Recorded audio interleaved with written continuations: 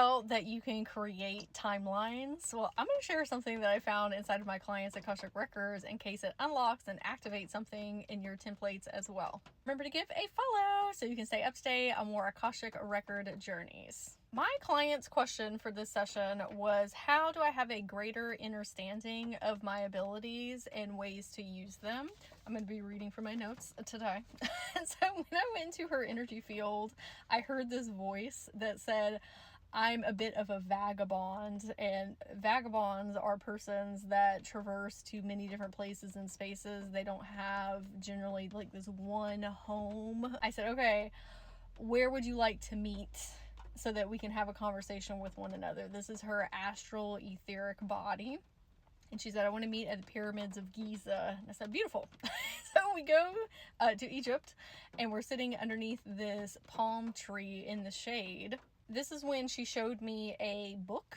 It's kind of like a leather-bound journal, if you will. You know how on Star Trek, I think it's Star Trek, where the captain is like, day one, and like explains what has happened.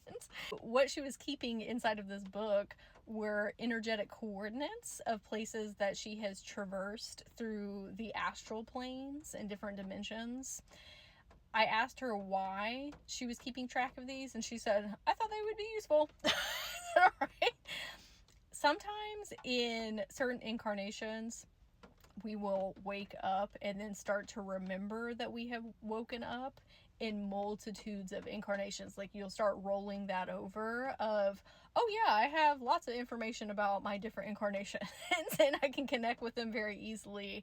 There's a purpose in your remembrance. And so that had happened to her several incarnations back. And so she's been logging this through multitudes of lifetimes. And when I looked in the book, you know how there's latitude and longitude that will tell you where a certain location here is on Earth or out in space. And so she had longitude and latitude coordinates, but then she also had a third line that was representative of time. So she could go backwards and forwards. And I said, well, what about dimensions? Because those work in a layer rule system. And she said that the dimensions were also a part of the latitude and longitude points. I asked her, what has been your favorite place that you have ever traveled to? And she said, Vega. That is the brightest star in the northern constellation of Lyra. She said, Vega has a really rich culture, and if you want to go on and do a Google search, you can find Vegan star seeds that are from that place. When I was asking her some more questions about these coordinates, she said that she was keeping track of them so that she could revisit them, that she could portal jump there more easily. Then I asked my client during the session, do you ever feel that when people are talking about things that are currently happening in the collective, that you experience them 2 or 3 weeks or sometimes even a month before other people do? And she was like, oh yeah, that happens almost every single time.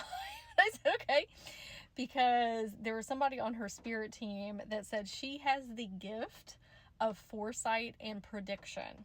She can read the energetic currents of cultures, societies, and systematic structures. Have you ever seen somebody doing a energetic prediction of what's going to happen next month or 6 months from now or next year? That is what she is able to do, and maybe you too.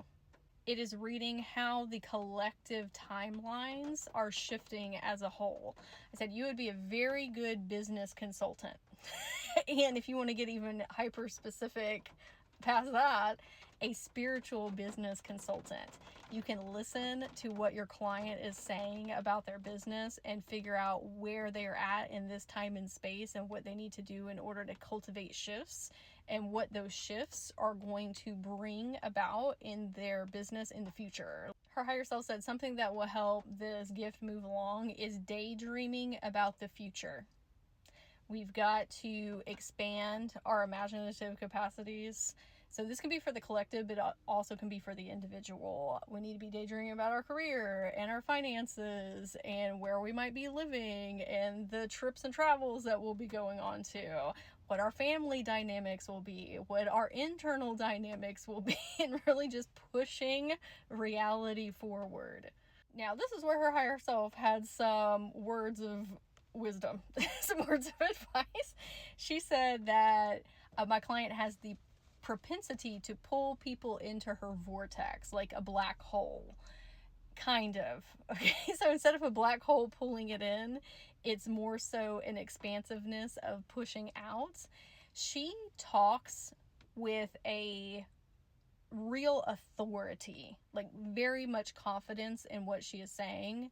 And so when she is speaking to other people, they very intentionally listen. And sometimes they are more apt to hop on whatever bandwagon that she is on currently because of that intentionality that she carries within her fields. Her higher self said that she has a much greater force to create timelines than other people do. And what she equated that to was some people are timeline hoppers and some people are timeline creators. Now, we all have it within us to create timelines. That is something that is readily available for everyone.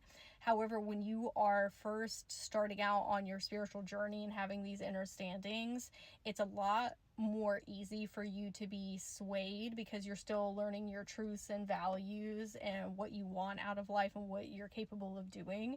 And so oftentimes we'll be listening to spiritual teachers and mentors and guides, and we're kind of getting, I don't, swallowed up isn't the right word, but you're kind of melding into the timelines that they are on and creating themselves. And there's nothing wrong with that necessarily, but there is a point where you hit this level of sovereignty of, I can listen to a lot of other people and what they have to say, but that doesn't always equate to it being 100% my truth. And sometimes I need to blaze my own trail, and it's going to look wildly different and unique to what other people are doing. And you can become a leader of timelines within those facets because there's going to be a lot of other people that resonate with the unique way that you're doing things. And so you're orbiting and pulling them into your field and your timelines. And it's not positive or negative necessarily. It's the responsibility of being a leader and making sure that we are helping people get on their highest, most intended path. And she had expressed to me that she really wanted to help empower women to find their own path. And I said, what you're going to be doing in this timeline is teaching people how to create their own timelines instead of just melding into other people's. This is when I saw this rainbow fan. You know how you can like clack one open, like the big ones? And she was cooling herself off. And I asked her herself what that was supposed to symbolize. And she said, with this gift, you have to be really hyper aware of what you are consuming. Because things that are coming from outside sources have an influence on you.